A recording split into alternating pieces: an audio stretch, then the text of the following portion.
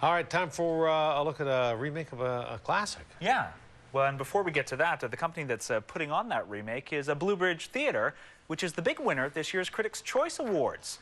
The theater company's production of A Streetcar Named Desire picked up 3 prizes based on votes from Victoria's 4 professional reviewers, including Best Director and Best Overall Production. And now Blue Bridge is building on that success by staging It's a Wonderful Life with the help of a professional Foley artist.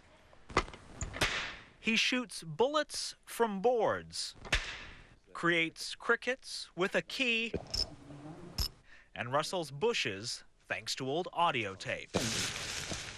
John Zosky is in charge of creating live sound effects for this stage version of It's a Wonderful Life. Mostly it's me trying to figure out what's coming up next and where I have to get to and what hand has to be able to do the page turn while I'm, This is dropping audible juggling. It is a little bit like that. It's quite fun that way.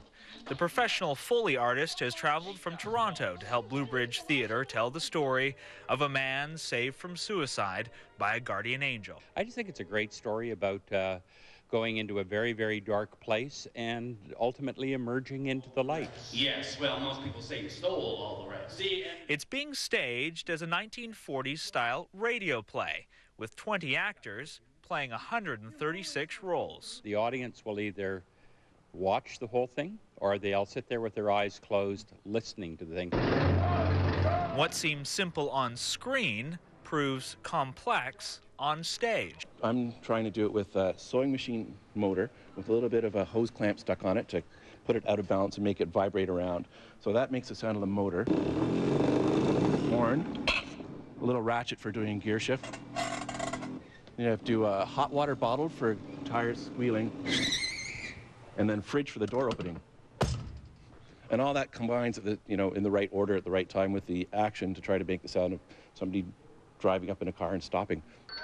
Look, Daddy, teacher says every time a bell rings, an angel gets his wings.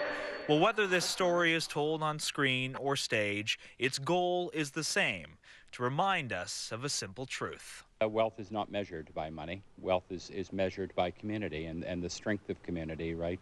So I think that's really what it's about.